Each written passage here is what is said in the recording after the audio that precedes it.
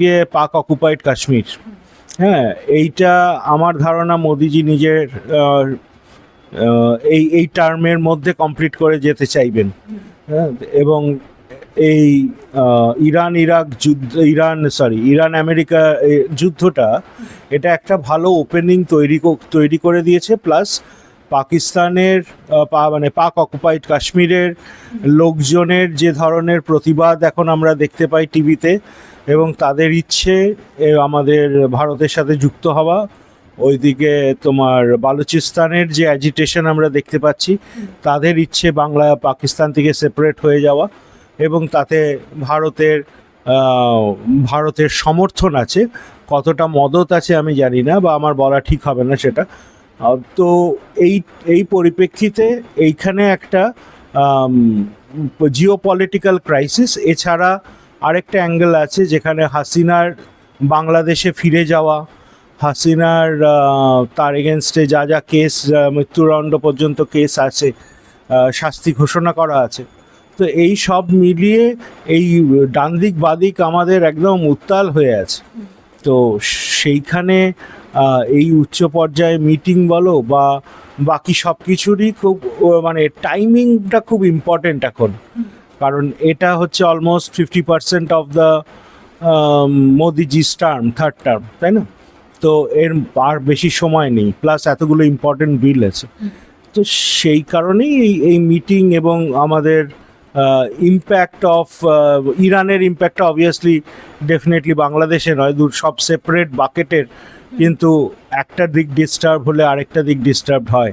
Specially আমার যেটা মনে হয় এই সেশনে যে বড় বড় বিলগুলো আসছে তার ইম্প্যাক্ট, এবং প্রতিটা ইম্প্যাক্টের সাথে একটা জাতীয় সুরক্ষার অ্যাঙ্গেল লুকিয়ে আছে।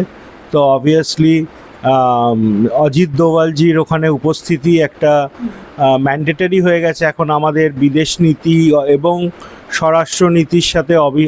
অজিত দোভাল মানে বেসিক্যালি অমিত শাহ, জয়শঙ্কর, অজিত দোভাল, এই তিনজনের এই কম্বিনেশনটা সব জায়গায় থাকে এবং থাকা উচিত, না হলে একটা ইন্টিগ্রেটেড পলিসি ফ্রেম তৈরি হয় না। তা আমার মনে হয় সেই কারণেই এই ব্যবস্থা, মানে এই মিটিংয়ের কারণ হতে পারে। আচ্ছা, এই যে ইরানের কথা বলে না, তার পরিপ্রেক্ষিতেই প্রশ্ন আসছে যে হরমুজ প্রণালীর, এই হরমুজ প্রণালী দিয়ে জ্বালানি যদি মানে সরবরাহ যদি কমে যায়, তাহলে ভারতের অর্থনৈতিক বা সাধারণ মানুষের উপর কি প্রভাব পড়তে পারে? আর যেহেতু এই বৈঠকে অর্থমন্ত্রী মানে উপস্থিত ছিলেন, তো এর ফলে আন্তর্জাতিক যে পরিস্থিতি, তাতে অর্থনৈতিক প্রভাব নিয়েও কি সরকার কোনোভাবে উদ্বিগ্ন থাকছে? নিশ্চয়ই। আর ওখানে পীযূষ গোয়েলও ছিল।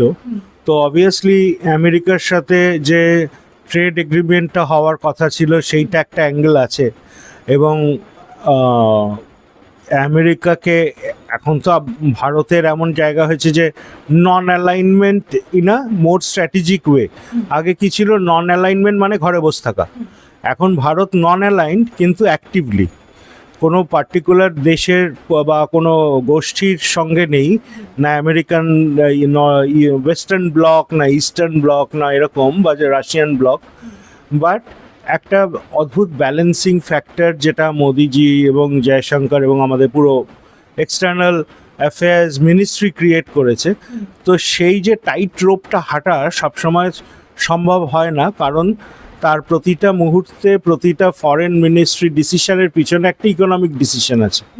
তো আমরা এতটাই আজকের দিনে একটা দেশ অন্য দেশের ওপর নির্ভরশীল। তো সেই কনটেক্সটে দাঁড়িয়ে অর্থমন্ত্রী থাকবে, এটাই স্বাভাবিক। পীযূষ গোয়েল থাকবেন, এটাই স্বাভাবিক। আমাদের এই যে ইম্প্যাক্টগুলো আসছে, আজকে আমরা হরমুজের থেকে যে 30% প্লাস আমাদের জ্বালানি আসে, এবং সেইগুলো সব ডিসরাপ্টেড, অনেকটা এখন ইজ আউট হয়েছে, বাট এটার কোনো গ্যারেন্টি নেই যেটা আজ থেকে কিছুদিন পরে আবার হবে না। আরেকটা অসমাপ্ত কাজ যেটা আমার মনে হয় অপারেশন সিন্দুরের পার্ট 2, সেটাও আমরা খুব শিগগিরই দেখতে পাবো। কারণ ওইদিকে পাকিস্তান ফ্রন্টেও ওরা এতদিনে একটু নিঃশ্বাস নিয়ে আবার উঠে মাথা চাগার দিচ্ছে। তো এই সরকার, পাকিস্তান সরকারের টোটাল ফেস লস হয়ে গেছে ওদের লোকের কাছে। প্লাস ইমরান খানের পার্টিরও আস্তে আস্তে তারা জমি ফিরে পাওয়ার চেষ্টা করছে, অল্প যদিও ব্যান্ড। সিমিলারলি এদিকে শেখ হাসিনার পার্টি আওয়ামী লীগও তারা ব্যান্ড হয়েও আস্তে আস্তে তারা জমি ফিরে পাচ্ছে। তো এই যে একটা কাউন্টার অ্যাক্টিভিজম বিভিন্ন মানে নেবারহুড কান্ট্রিতে হচ্ছে, তার একটা সিরিয়াস ইমপ্লিকেশন ভারতের ওপর হবে। কারণ এতটা আমরা বর্ডার শেয়ার করি বাংলাদেশের সাথে এবং পাকিস্তানের সাথে, যে এটা আমাদের হওয়াটা খুব ন্যাচারাল। তো প্লাস এদিকে নেপালও খুব একটা স্টেবল নয়। সব দিক থেকে মাথায় রেখেই আমার মনে হয় এই মিটিং এবং ইম্প্যাক্ট, 3-4টে জিনিস যেটা আমার মানে পেন্ডিং টাস্ক লিস্ট নিয়ে হয়তো বসা হয়েছিল, যে এই 4-5টা জিনিস পেন্ডিং। হ্যাঁ, আমার কাছে এখন 2 বছর সময় আছে নেক্সট ইলেকশনে যাওয়ার আগে। তো নেক্সট ইলেকশনে যাওয়ার আগে 2 বছর যদি বিজেপির কাছে থাকে, তাহলে এই টপ প্রায়োরিটি 5-10 আইটেমস আমাদের ক্লোজ করতে হবে। যেমন যখনই আমেরিকা নিজের পজিশন থেকে সরেনি ওই ট্রেড এগ্রিমেন্টে, ভারত গিয়ে সঙ্গে সঙ্গে স্ট্যামারার মানে ইউকে প্রাইম মিনিস্টারের সাথে গিয়ে চুক্তি সই করে নিয়েছে। মানে it was a slap in the face of America, যে তুমি you can't dictate terms to India, আমার ডোমেস্টিক ইন্টারেস্ট আমাকে প্রোটেক্ট করতেই হবে। তো এই এতে দাঁড়িয়ে আমাদের trade balance, economic balance, foreign রিলেশনসের ব্যালেন্স এবং তার সাথে জড়িত যেহেতু ইন্টারনাল সিকিউরিটি, এই সবকটা ডাইমেনশনই এই এখনকার মানে টকিং পয়েন্ট। এই সেশনটাতে আমরা মোস্টলি দেখব কিছু ডোমেস্টিক ইস্যুস যেগুলো পেন্ডিং ছিল। আজকে we are close to the 2/3 majority in parliament. তো অনেক বড় বড় বিল, যেমন women's reservation bill, delimitation bill, one nation one election bill, এগুলো সব পাস হতে চলেছে। তো এইগুলো পাস হয়ে গেলে কি হবে, যে হোম ফ্রন্টের জায়গাটা সিকিউর থাকবে। ওইদিকে নন্দন নীলকানিকে নিয়ে আসা হয়েছে একটা স্পেশাল প্রজেক্ট অ্যাসাইনমেন্ট দিয়ে, আমার নামটা মনে পড়ছে না প্রজেক্টের। তো বেসিক্যালি যেখানে এই ইন্টিগ্রেটেড একটা আইডেন্টিফিকেশন সিস্টেম তৈরি করা হবে। কারণ এর পরের স্টেপটা হতে পারে সিএএ, এনআরসি, এইগুলো যখনই ট্রিগার করবে না, তখন তো ইন্টারনাল এটা আনস্টেবল হবে। এই আনস্টেবল হওয়ার আগের এইটা হচ্ছে প্রিপারেশন ফেজ, এবং আমরা এই আনস্টেবিলিটিটা আরও বেশি করে দেখতে পাবো। আজকে তো আমরা জুলাই মাসে দাঁড়িয়ে আছি, পোস্ট অক্টোবর এটার ইম্প্যাক্টটা বাড়বে। যে বর্তমানে ছাত্র আন্দোলন হচ্ছে এবং বিরোধীদের একটি প্রতিবাদ দেখা যাচ্ছে, তার মধ্যে সরকারের এরকম একটা বৈঠক, মানে আভ্যন্তরীণ দিক থেকে বা আন্তর্জাতিক দিক থেকেও সরকার কি কোনোভাবে চাপের সম্মুখীন হচ্ছে? প্রথম কথা দুটো, যে এটা ছাত্র আন্দোলন নয়, এটাকে খুব ক্লিয়ারলি লোকজনের বোঝা উচিত, যেটা এটা by no means it's a student unrest. Student unrest নয়, এটা হচ্ছে গিয়ে একটা কোনো বড় বিল্ডিংয়ের পার্কিং লট, যেখানে পরিত্যক্ত গাড়ির মতন পরিত্যক্ত পলিটিক্যাল পার্টিরা গিয়ে ভিড় করেছে। আর সেইখানে কিছু লোকেরা বা কি বলবো, তাদের সরলতার সুযোগ নিয়ে তাদেরকে ব্যবহার করা হচ্ছে। আজকে এই নিট পরীক্ষা, আমার নিজের ছেলে নিট পরীক্ষা দিয়েছিল একটা সময়। তো আমি জানি এটা এই পরীক্ষাটা কতটা ইম্পর্টেন্ট, কতটা শক্ত। তো সেইখানে যারা প্রোটেস্টার, তাদের দেখে একটাকেও মনে হয়নি তারা নিট পরীক্ষা দিয়ে বেরিয়েছে। কোনো মানে নিটের পুরো ফর্মটাই জানে না, নামটাই জানে না। ন্যাশনাল এলিজিবিলিটি অ্যান্ড ওটার নামটা কি জানো, অ্যান্ড ইভ্যালুয়েশন টেস্ট মনে হয়, নিট, হ্যাঁ, national eligibility and evaluation test. তো এইটা এই নামটাই ওইখানে যারা দাঁড়িয়েছিল, এই সিজেপির যে প্রটেস্ট, ককরোচ পার্টির প্রটেস্টটাও ওই ককরোচদের মতনই। হ্যাঁ, একটু জল পড়লেই উল্টে যায় তারা। হ্যাঁ, এখন উল্টে গিয়ে ওই হাত পা ছুটছে। সেটা এখন ইমিডিয়েটলি ওরা ভাবছে ওরা বিশাল সাকসেসফুল হয়েছে। কিন্তু আগামী দিনে এটা প্রুফ করা হবে যে এটা কতটা বড়, মানে আমি বলবো বিজেপির জন্য এটা জিত হয়েছে এবং আমাদের দেশের রাষ্ট্রবাদী চিন্তাধারার জন্য জিত হয়েছে। তার দুটো কারণ, ধর্মেন্দ্র প্রধানজি যদিও অনেক স্টেপস দিচ্ছিলেন, বাট ওনার থেকে অনেক বেশি রাষ্ট্রবাদী আরএসএস ডক্টরেটেড হচ্ছে প্রহ্লাদ যোশী। উনি একদম আরএসএস এর কোর ক্যাডার থেকে আসা লোক। তো সে যখন এডুকেশনের মাথায় গিয়ে বসছে, তখন এডুকেশন পলিসির শেপ অ্যান্ড ফর্ম দুটোই অনেক ভিন্ন হবে, হ্যাঁ, এবং অনেক বেশি রাষ্ট্রকেন্দ্রিক হবে। তো এটা আমার মনে হয় it's a blessing in disguise. আর এখন মোদিজি যেহেতু দ্য রিজন যে মোদিজি ডাইরেক্টলি ইনস্টাগ্রামে চলে গেলেন, হ্যাঁ, কোনো পলিটিক্যাল পার্টি, কারণ সত্যি কথা বলতে গিয়ে যখন এই নিট পরীক্ষার এই ডিসক্রিপেন্সিটা ধরা পড়ে, তখন কোনো পলিটিক্যাল পার্টিরই কোনো আওয়াজ ছিল না। হঠাৎ করে দুজন ছেলে আমেরিকা থেকে এসে ফান্ডেড, এখন তো ওই কি বলে সুইডেনের ওই মেয়েটিকে, কি নামটা ভুলে গেলাম, তার অর্গানাইজেশন ফান্ড করেছে এদেরকে শুনলাম। এতদিন তারা নিজেরা টিভিতে ক্লেম করে এসছে যে আমাদের পয়সা, নিজের পকেটের পয়সা, এবং ক্যাজুয়ালি একটা ইনস্টাগ্রাম পোস্ট, আমরা ককরোচ জনতা পার্টি বলে আমরা দাওয়াতে এত ভালো রেসপন্সে আমরা ইন্ডিয়ায় চলে এলাম, যখন চিফ জাস্টিস এই ককরোচ অ্যান্ড প্যারাসাইটের একটা এক্সাম্পল দিয়েছিলেন, কিন্তু অন্য কনটেক্সটে দিয়েছিল। তো সেটাকে নিয়ে তারা এটা একটা, মানে তাদের বক্তব্য ছিল এটা একটা মানে ঘটনা চক্রে ইয়ার্কির ছলে একটা মুভমেন্টের সৃষ্টি হয়েছে।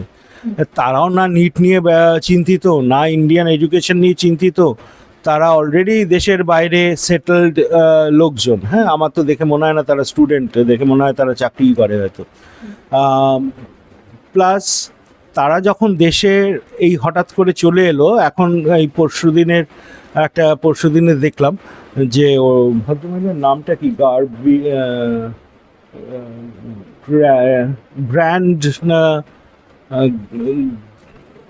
ব্র্যান্ড আমার নামটা মনে পড়ছে না, এনিওয়ে দেখে বলতে পারি। তো সে ক্লেম করেছে সেই ফান্ড করছে এই পুরো এটাকে। She is a young teenager যে 2-3 বার Nobel prize for peace nomination পেয়েছিল, to create all this kind of agitations. কারণ নোবেল প্রাইজ পাওয়ার সেইটাকেও ক্যাপিটালাইজ করে এদেরকে উস্কেছে। তো এখন she may be the face. তার পেছনে জর্জ সোরোস থেকে আরম্ভ করে অন্যান্য এনজিওরা ফান্ড করেছে। যদি আরেকটা কথা যেটা দেখতে হবে, যে প্রথম দিকে এই এদের যে প্রোটেস্ট কত 50 দিনের বলছে, তার প্রথম 48 দিনই 500-র বেশি লোক হয়নি যন্তর মন্তরে। লাস্ট 2 দিন 50,000 লোক হয়েছে। আর তারা জড়ো হয়েছে আজকে একটা ছুটির মরশুম কাটানোর জন্য জড়ো হয়েছে, তাদের কোনো সিরিয়াসনেস ছিল না। এই জায়গাটা তারা যে যন্তর মন্তরটা সিলেক্ট করেছে, সেখানে ফার্স্টেই উচিত ছিল সরকারের, ওদের প্রোটেস্ট করার রাইট ডেফিনেটলি আছে, সে যেই হোক তাদেরকে রামলীলা ময়দানে শিফট করিয়ে দেওয়া।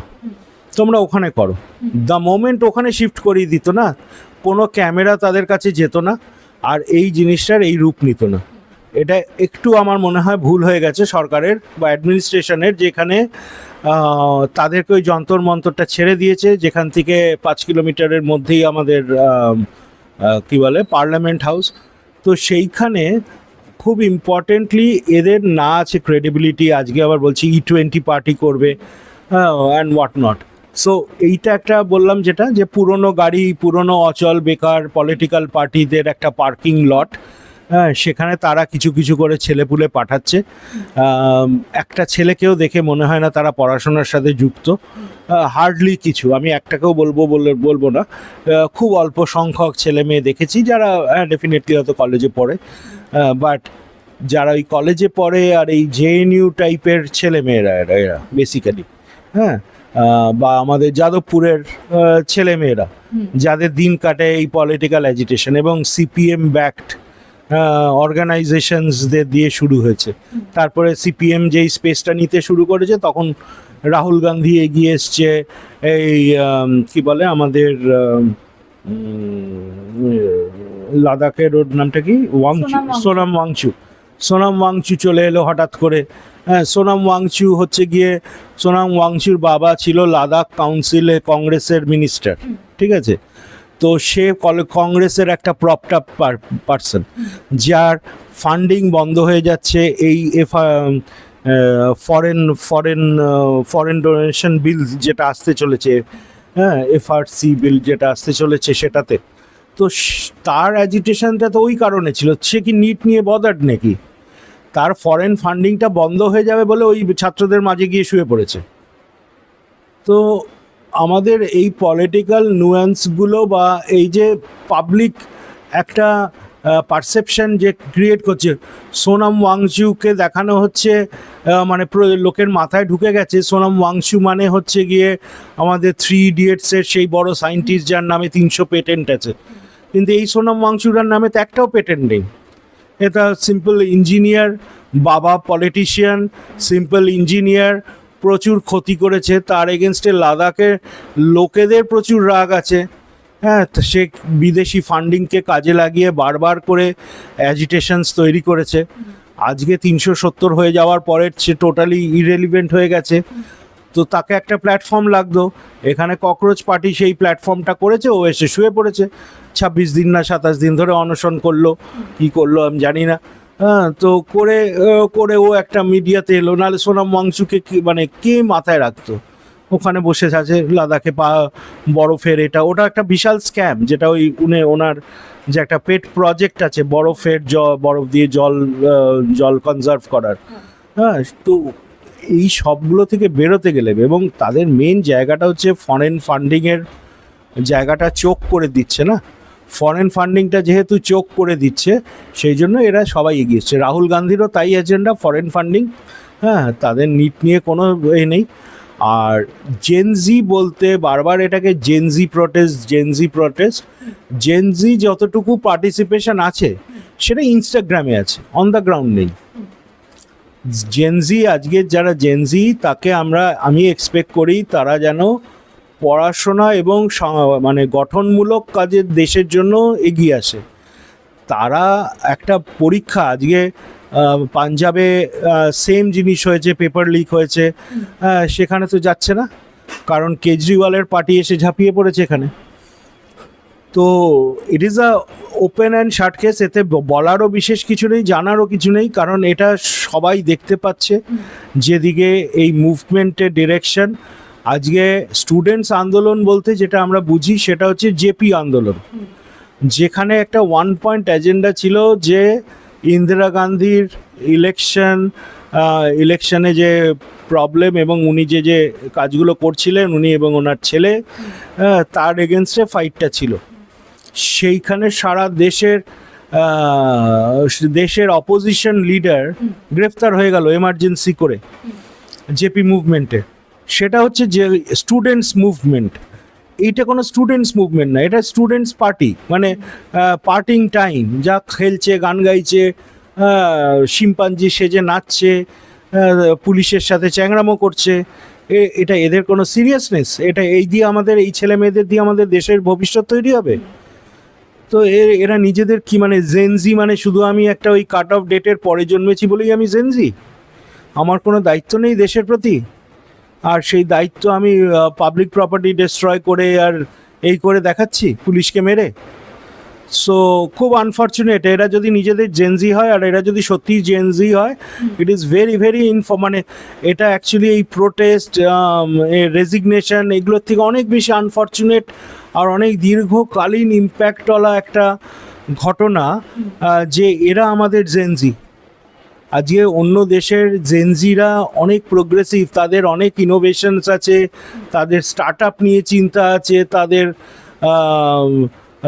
তারা পার্টি করে, ডেফিনেটলি তাদের চিন্তা ভাবনার মধ্যে অনেক উদারতা আছে।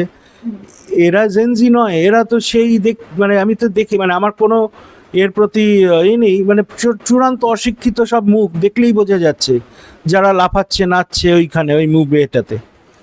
এই যে জেনজির কথা বললেন, এই প্রোটেস্টের পুরো কথা বললেন, এই প্রোটেস্টকে কেন্দ্র করে আমরা অনেক কিছু দেখেছি, এবং কলকাতাতেও যেই প্রোটেস্টটা হয়েছিল তাতে ধর্মতলায় একটা ম্যাসাকার মতো সিচুয়েশন তৈরি হয়েছিল, এবং সেই আন্দোলনে শ্রীলেখা মিত্র নরেন্দ্র মোদীজির একটি কুরুচিকর ছবি তিনি নিয়ে দাঁড়িয়েছিলেন, এবং সেটি ভাইরাল হয়েছে।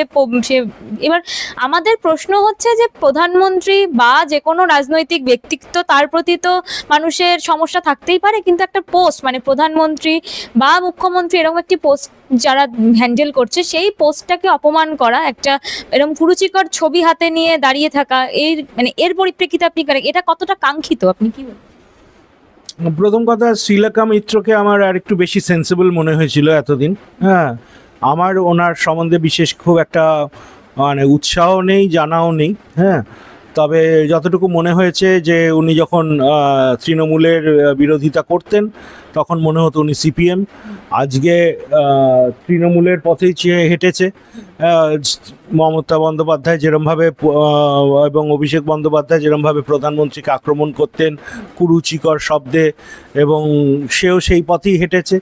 তো আমার মনে হয় মানে it's just a West of time ওনাকে নিয়ে আলোচনা করা। হ্যাঁ, ওনার যা আমার মনে হয় 2টো এফআইআর ওনার এগেনস্টে ফাইল হয়েছে,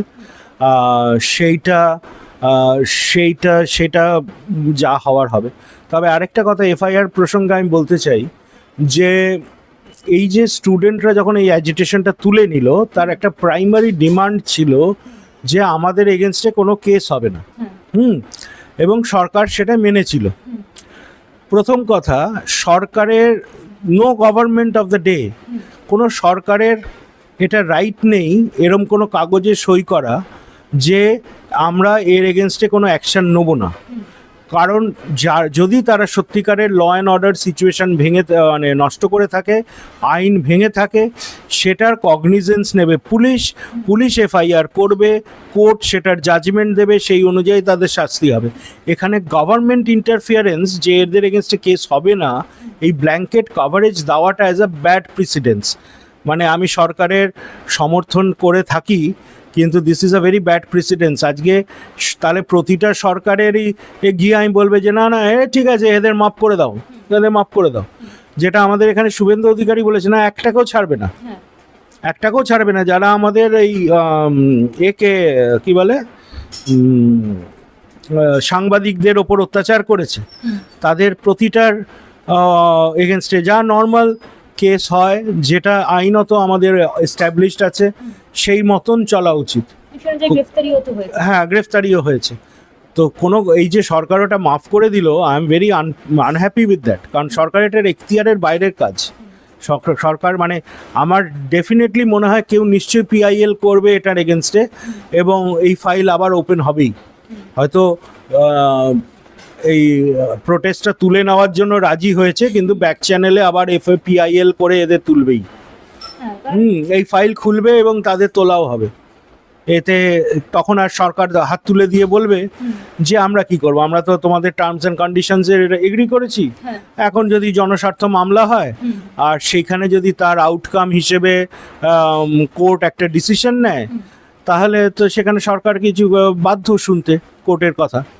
এখন তো এই E20 জনতা পার্টি বলে নাকি আরেকটি পার্টি তৈরি হচ্ছে, এবং তাদের দাবি হচ্ছে তারা পেট্রোল পাম্পে 100% পেট্রোল চায়। মানে এই E20 জনতা পার্টিও কি আবার সরকারের মাথা ব্যথার কোনো একটা কারণ হয়ে দাঁড়াবে না? তো না, প্রথম কথা E20 ইথেনলে অনেক দেশই ব্যবহার হয়। ফার্স্ট অফ অল ইথেনলের 2-3টে আমি বিশেষ জ্ঞানী নয় ইথেনল সম্বন্ধে, বাট যতটুকু আমি জানি ইথেনল আমাদের এই দেশে সারপ্লাস আছে, এবং এইটাতে আমরা যদি ইথেনল 20 আমরা ইউজ করি, মানে বেসিক্যালি 20% অফ দ্য পেট্রোল, তাহলে আমাদের টোটাল পেট্রোলিয়াম মানে যে কনজিউমার ভেহিকলস, সেই সব জায়গায় আমরা ট্রাক থেকে শুরু করে একদম গাড়ি অবধি, সেখানে যে হিউজ কনজামশন আমাদের ডেইলি হয়, সেখানে আমাদের 20% অফ সেভিংস হবে, কারণ এটা পুরোটাই আমরা বিদেশ থেকে রপ্তানি করি।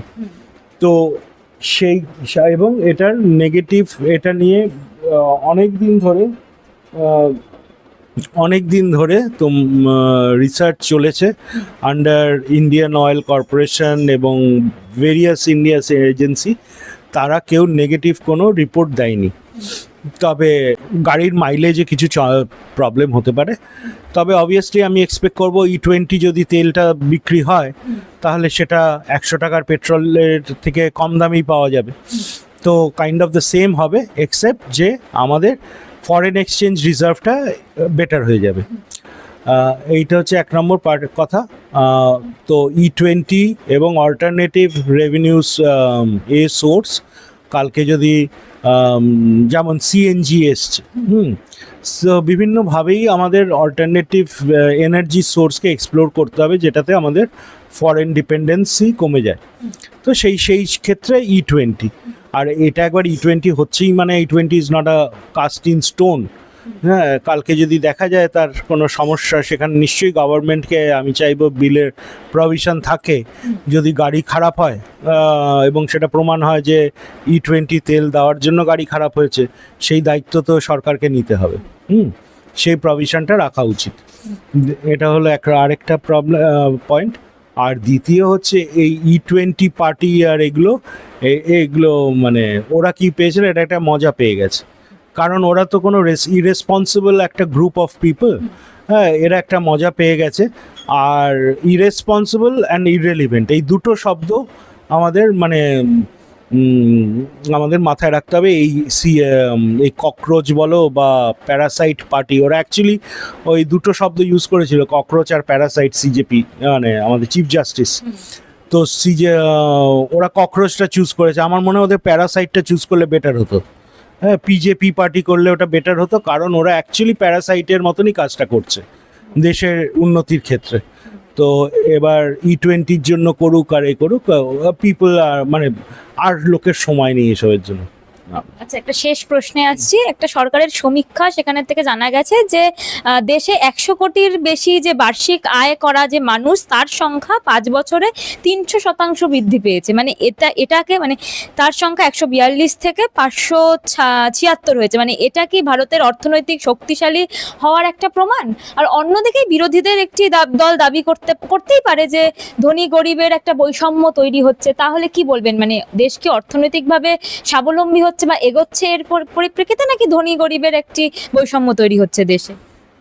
এই ডেটাটাকে না শুধু একা দেখা যাবে না, you can't see it in isolation. এই ডেটাকে দেখতে গেলে দেখতে হবে যে পভার্টি লাইনের ওপরে কত লোক উঠেছে এই সেম টাইমে। ওকে, যদি সেটা 3 টাইমস বা একটা প্রপোর্শনেট নাম্বার হয়, তাহলে এটা দেশের সার্বিক উন্নতির ইন্ডিকেটর। সবসময় মাথায় রাখতে হবে ইকোনমিক্সের ভাষায় যে মানির একটা ইকোনমিজ অফ স্কেল আছে। একটা যার কাছে 10 টাকা আছে, সে যখন ব্যবসায় নামে, সে 10 টাকার মধ্যে হয়তো 5 টাকার আলু কিনে সেটা 7 টাকায় বিক্রি করতে পারে। তো তার মার্জিন 20 কি বলে, যাই হোক, হোয়াট এভার ইট ইজ, 30% মার্জিনে বিক্রি হলো। কিন্তু যে লোকটা একদম গোদাম থেকে বা চাষিদের ঘর থেকে 10 লাখ টাকা দিয়ে আলু কিনে আনে, হ্যাঁ, সে কিন্তু ওইটাকে যখন 10 লাখ টাকার আলুটা বিক্রি হয় কিন্তু 50 লাখ টাকায়। ঠিক আছে, 5 টাইমসে বিক্রি হয়, কারণ তাদের rich, money gives you rich, তাই না? আলটিমেটলি মানি কি করে, তোমার রিচটা বাড়িয়ে দেয়।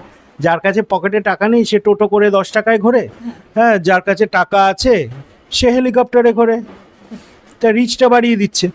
সেম ওয়েতে এই 100 জন যে কত কোটি, 100 কোটির ওপরে, 100 কোটির আর্থিক 100 কোটি, হ্যাঁ 100 কোটি ক্যাপের ওপরে যারা থাকে, তাদের কি হয়েছে, তাদের বেস লাইনটা এত হাই হয়ে গেছে, তারা 5 বছরে ওটাকে 3 ডবল করতে পেরেছে। 3 টাইমস ওটাকে মুভ করাতে পেরেছে, যেটা নর্মাল লোকেরা যারা চাকরিজীবী তার কাছে তো ওটা ফিক্সড, সে করাতে পারেনি। তো সে কোনোদিনই এবং সেটা করাতে পেরেছে, তার একটা বড় কারণ সে সেই অ্যামাউন্ট অফ রিস্কটা নিয়েছে। সে 5 টাইমস বেট বেশি খেলেছে, তবে গিয়ে 3 টাইমস রিটার্ন পেয়েছে।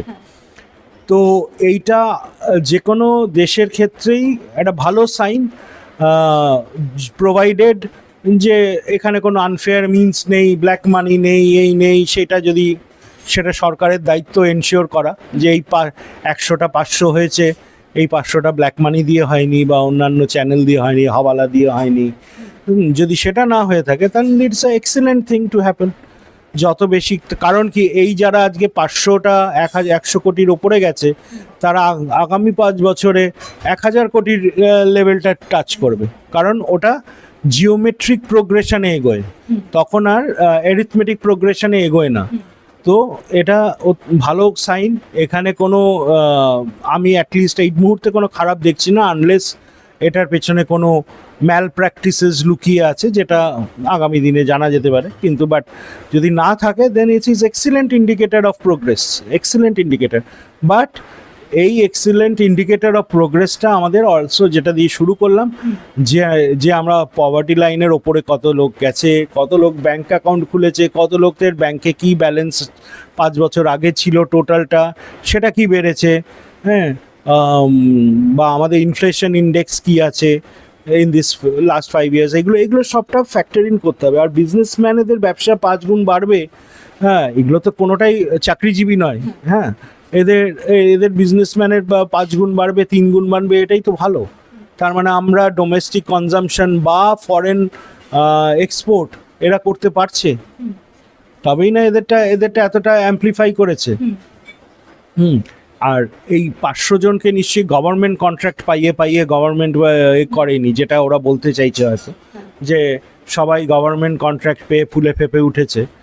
সেটা যদি ওরা প্রমাণ করে তাহলে করুক, বাট যতক্ষণ করছে না ততক্ষণ এইরকম এই সিপিএমের বুর্জুয়া আর্গুমেন্ট, হ্যাঁ, বলে ওই বুর্জুয়াদের হাত ভেঙে দাও, বলে কারখানায় তালা লাগিয়ে দাও, হ্যাঁ, এই দিয়ে তো আর এখন দেশ চলবে না। তো এদেরকে যথেষ্ট সম্মান তারা ডিজার্ভ করে, তাদের রিস্ক টেকিং এবং তাদের বুদ্ধি দিয়ে তারা এই টাকাটা অর্জন করেছে, এবং আলটিমেটলি এটা দেশের ট্যাক্স বেসে যাচ্ছে। যেহেতু এটা পাবলিশ নাম্বার, আমি ধারণা যে এরা ডেফিনেটলি ট্যাক্স ডিসক্লোজারই আছে এই নাম্বারটা। তো it's a good thing for the country. অসংখ্য ধন্যবাদ আপনাকে। আজকে আমাদের সাথে ছিলেন লেখক পিনাকি গঙ্গোপাধ্যায়। আপনারা ওনার মূল্যবান বক্তব্য শুনলেন, এবং ভিডিওটি ভালো লাগলে অবশ্যই লাইক, শেয়ার অ্যান্ড সাবস্ক্রাইব করে আমাদের পাশে থাকবেন। এবং আপনাদের জন্য কমেন্ট বক্স খোলা আছে, আপনারা আপনাদের মূল্যবান বক্তব্য সেখানে জানাতেই পারেন। দেখতে থাকুন, শুনতে থাকুন পলিটিক্যাল ডেইলি। অসংখ্য ধন্যবাদ আপনাদের।